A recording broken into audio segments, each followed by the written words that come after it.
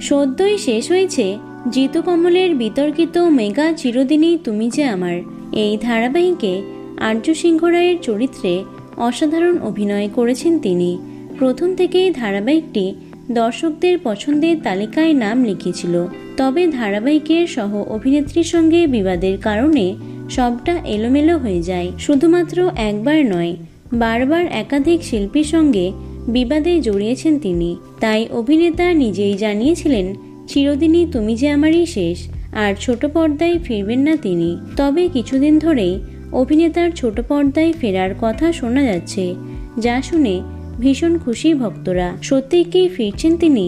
কবে থেকে কোন চ্যানেলে দেখা যাবে তাকে? আসছে বিগ বস বাংলা সিজন 3। সূত্রের খবর, সেখানেই ডাক পেলেন অভিনেতা জিতু কমল, সঙ্গে সৌমিত্রিষা এবং সায়কও।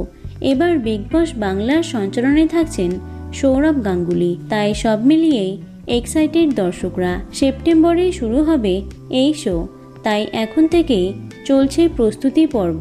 90 দিনের জন্য খেলাঘরে বন্দি থাকার জন্য টলিপাড়ার একাধিক তারকা, গায়ক এবং ইনফ্লুয়েন্সারদের কাছে প্রস্তাব পাঠানো হয়েছে। তেমনি টলিউডের জনপ্রিয় অভিনেতা জিতু কমলের কাছেও প্রস্তাব পাঠানো হয়েছিল। কিন্তু দুঃখের বিষয় হলো, প্রথম পর্বের আলোচনাতেই তিনি স্পষ্ট না করে দিয়েছেন। তাই গুঞ্জন শোনা গেলেও সেটা সত্যি নয়, যা শুনে মন খারাপ একাধিক ভক্তদের।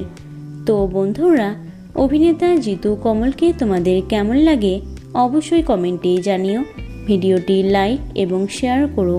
এছাড়াও টলি দুনিয়ার অন্যান্য খবর পেতে চ্যানেলটি অবশ্যই সাবস্ক্রাইব করে রেখো। ধন্যবাদ।